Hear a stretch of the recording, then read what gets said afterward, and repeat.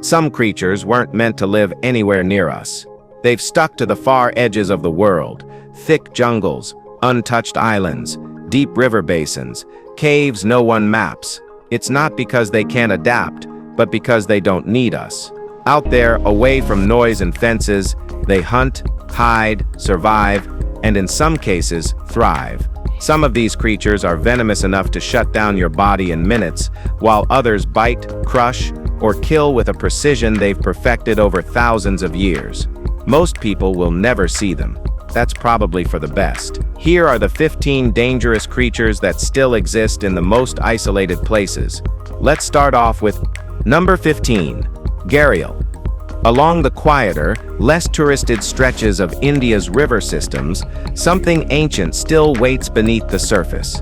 The gharial isn't the kind of crocodile that lunges out of a swamp in a horror movie, but don't let that narrow snout fool you. It's all business. Built like it came straight from the fossil record, the gharial can reach over 20 feet in length, and it's been gliding through these waters since the age of empires. Once found across a wide range of rivers, it's now almost entirely confined to remote patches of the Ganges and Chambal, places where human presence is thin and the current still has secrets. Its jaws are lined with over 100 sharp, interlocking teeth designed to snatch fish with brutal speed. Locals don't see it often. It doesn't want to be seen. But for those rare few who glimpse that thin snout cutting through muddy water, it's like seeing a ghost with eyes locked on survival and teeth sharpened by time. Number Virsin, sarcastic fringehead. Well, first, just look at that monster. No one expects something the size of a hot dog to launch a full-blown assault on a diver, but this one will. The sarcastic fringehead doesn't care how small it is. Found deep off the Pacific coast of California and Mexico, it lives tucked inside crevices, bottles, or whatever junk it can claim. At first glance, it looks like a goofy fish with bugged-out eyes, but get too close, and that wide mouth springs open like a switchblade. It becomes a full-on threat display. Jaw spread, gills flaring, head tilted in a dare. It doesn't run. It charges. Sometimes it fights others of its kind by smashing mouths together in a weird underwater kiss of violence. Scientists call it territorial. Most people just call it unhinged. You don't see them unless you're diving deep in isolated spots with strong currents and low light, which is exactly where they want to be. Not hiding, just waiting for something dumb enough to test them. Number 13, cassowary. Walk into the rainforests of northern Queensland and you might feel like something's watching you. It probably is. And it might be a cassowary, a creature that looks like it escaped from a Jurassic theme park and never got the memo that dinosaurs were out. Standing over 5 feet tall with a helmet-like casque and dagger claws on each foot, the cassowary isn't just weird-looking, it's violently territorial. It doesn't bluff. If it feels cornered, it kicks with enough force to rip open muscle and bone. Locals give it space. Hikers hear the deep, thunderous footsteps before they ever catch a glimpse, and most never do. The bird vanishes into the foliage faster than expected. But step between it and its path, or worse, its chick, and you'll find out how fast something can go from quiet to deadly. This bird doesn't live in open plains or easy-to-watch habitats. It sticks to the densest, least accessible parts of the forest, right where it belongs. Number 12, inland taipan. Some of the most venomous creatures on Earth don't roar, rattle, or show off. They wait. The inland taipan is one of those. Found in the remote deserts of Central Australia, it blends in so well with the dry scrub and cracked earth that you could walk past one and never know it was there, if you're lucky. This snake isn't aggressive, but it doesn't have to be. One strike delivers enough venom to kill several humans. It doesn't spit. It doesn't coil dramatically. It just hits, retreats, and waits for the damage to finish the job. Most people in Australia have never seen one in the wild. The few who have were usually herpetologists or unlucky enough to step where they shouldn't. The inland taipan lives far from cities, towns, or farms, out in the hard, empty places. It's quiet, efficient, and dangerously precise. You'll never see it coming. That's kind of the point. Number 11. IA. In the dark forests of Madagascar, there's a creature so strange it was once believed to bring death just by pointing. The II isn't dangerous in the way you'd expect. It won't bite or chase, but its existence unsettles people. Big eyes, oversized ears, wild fur, and that middle finger, long, thin, and twitching like it's sensing something beneath the bark. It uses that finger to tap on trees and listen for larvae inside.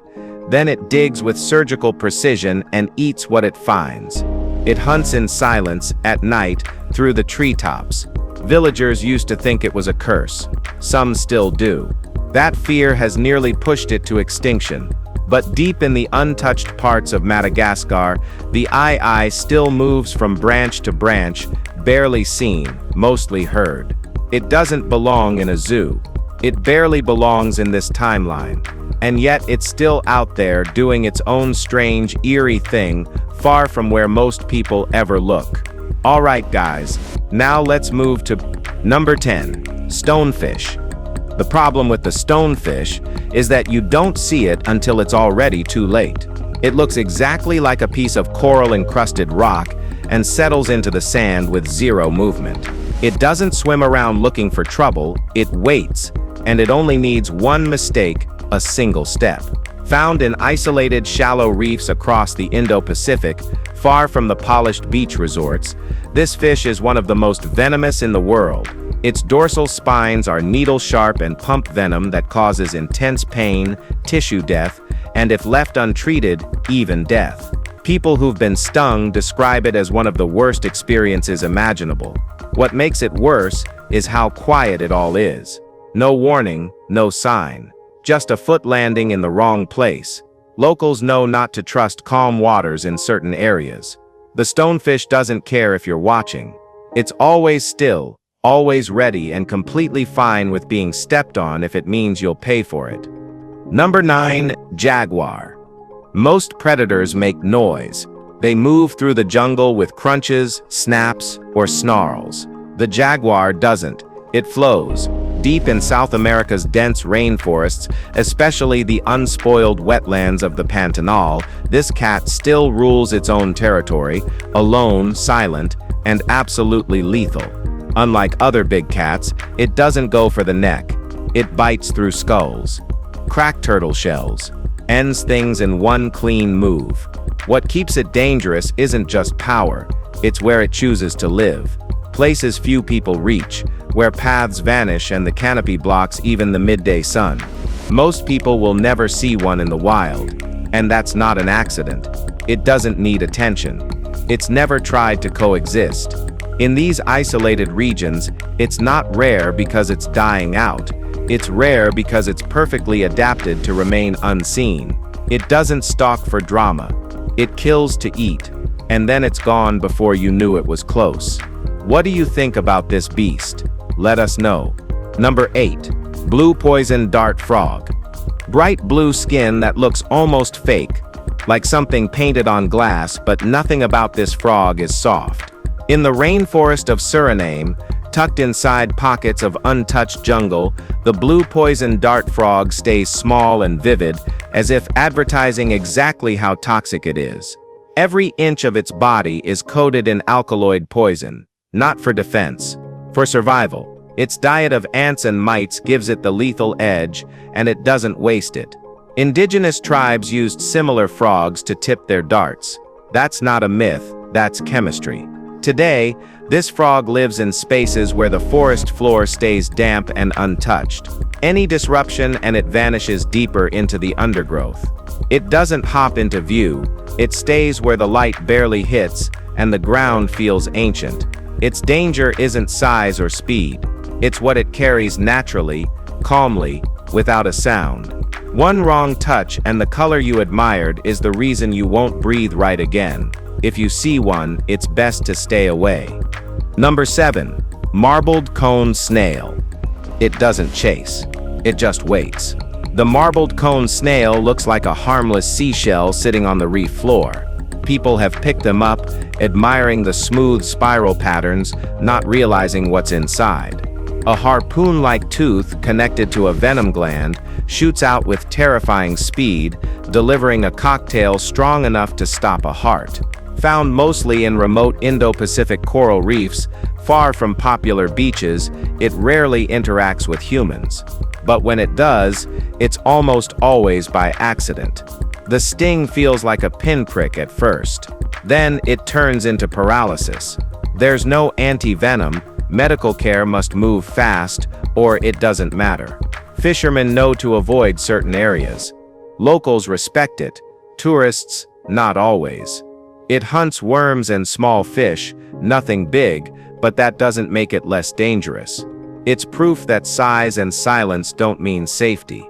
In these remote reef zones, it's not the loud creatures you have to fear, it's the beautiful still ones. Number 6. Saltwater crocodile. In the northern reaches of Australia, Indonesia, and Papua New Guinea, there's something in the water that doesn't flinch. The saltwater crocodile doesn't charge. It calculates. Let's say it is the thing that you don't want to see even in your dreams. It can sit motionless for hours, hidden in brackish water, watching. Its jaws are the strongest of any animal alive, and when it strikes, it doesn't miss. What makes this reptile dangerous isn't just the bite, it's the territory. These crocs live in places people don't frequent, remote mangroves, river deltas, and far-off islands. They've adapted to both fresh and salt water, and they've been known to travel miles at sea. Fishermen whisper about them. Survivors remember the splash, and then nothing. It's not an animal that runs. It doesn't posture. It drags prey under and lets the water finish the job. Decades old, often scarred, they've survived longer than most animals around them. Not because they evolved to be flashy, but because nothing in their domain can rival them, and they know it very well. Number 5. Blue-ringed octopus. It fits in the palm of your hand and doesn't look like it should cause any real harm. Those electric blue rings pulsing along its soft body almost feel decorative until it bites. You won't feel it at first. The venom acts quietly, shutting down muscles and stopping breathing. Found in tide pools and shallow reef edges across Australia and parts of Southeast Asia, the blue-ringed octopus stays low, avoids attention, and strikes only when provoked. It's not aggressive, but it doesn't bluff either. Once it flashes those rings, it's made a decision. The real danger, you probably didn't even know it was there. It hides under rocks, shells, and coral, blending into spaces where curious hands reach. There's no anti-venom, just supportive care and time if you get to help fast enough. It doesn't seek confrontation. It doesn't need to. Its size doesn't limit it. Its color doesn't warn you early enough. And the stillness before the sting. That's the last calm moment you get. Number 4. Goliath tigerfish. Some rivers don't just hold fish, they hide monsters. In the Congo River Basin, there's a predator few ever see and fewer would want to. The Goliath tigerfish isn't just big, it's brutal, sharp, interlocking teeth like a crocodile, muscular frame, pitch black eyes. It doesn't nibble. It strikes, rips, and retreats. Local fishermen respect it like they would a curse. Stories about it circulate in whispers, and unlike most river legends, this one leaves evidence behind. Scars, torn nets, things half-eaten. It's been known to attack birds mid-flight and small mammals that get too close to the water. Its hunting grounds are strong, fast-moving stretches of river, impossible to navigate casually. Not many scientists go after it. Not many boats stay long where they feed. It doesn't live in tourist waters or places with brochures. It's tucked into the shadows of Africa's wildest river systems, as much myth as muscle, and it's still very much alive, watching from below. Number 3. Box jellyfish. This is not just dangerous, it's life-threatening, and if you don't believe it, just Google it. There are parts of the ocean that look empty but aren't, off the northern coasts of Australia, and in waters few swimmers dare enter. The box jellyfish drifts in silence. It's almost invisible, translucent, floating just beneath the surface. But brush against its tentacles and the pain is instant, overwhelming. Not sharp, not stinging. More like every nerve in your body catching fire at once. The venom targets the heart, nervous system, and skin. Some people don't make it out of the water. Others do, but barely. This jellyfish doesn't chase. It doesn't sting out of spite. It's just there, riding the currents. No warning, no pattern. It moves in warm, isolated waters, the kind that don't always come with lifeguards or hospitals nearby. Locals know to avoid it. Some beaches get closed during jellyfish season, but in more remote spots people aren't so lucky. There's something disturbing about how silent and beautiful it looks, like danger without a face. Number 2. Giant centipede. Well, if you see this thing, you won't forget it very soon. Just look at that, nearly a foot long, armored and moving like a living whip. The giant centipede stalks caves and jungle floors from South America to the Caribbean. It doesn't scurry. It hunts. Not just insects, frogs, birds, mice, anything smaller than it and slow enough. It wraps its body around its prey and delivers a venomous bite with its claws tucked into its head. That venom doesn't just paralyze. It dissolves from the inside. The centipede waits while the body breaks down, then eats it like soup. Its preferred hiding places are the kind no one explores casually. Deep caves, tree roots, under heavy stones. Remote, hot, and damp. Encounters with humans are rare, but when they happen, they don't go well. The bite causes searing pain, swelling, and sometimes hallucinations. It's not deadly to most people, but it's unforgettable.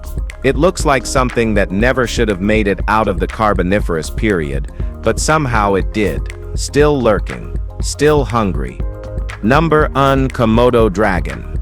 Nothing about the Komodo dragon feels exaggerated. It's not a symbol. It's not a legend. It's a real, massive, cold-blooded predator walking the scorched ground of a few remote Indonesian islands. Over 10 feet long, claws like knives, muscles packed tight under cracked, dusty skin. It moves with slow intent, but don't mistake that for laziness. It's calculating. It waits for weakness, wounded prey, overheated hikers, anything that doesn't see it coming. Its bite delivers more than just force. Bacteria, venom, infection. It doesn't need to chase for long. The animal bleeds out and stumbles, and the dragon simply follows the trail. It doesn't roar, doesn't warn. It's not performing, it's surviving. Even locals keep a respectful distance, and tourists are watched carefully. It's not curiosity that keeps people coming, it's awe. There aren't many creatures that remind us how close we still are to the food chain's edge. This one does, and it does it without making a sound. So, which creatures did you find most dangerous? Well, let us know your thoughts in the comment below. And as always, if you enjoyed this video, like, share, and subscribe for more content like this. Thanks for tuning in, and we'll see you pretty soon.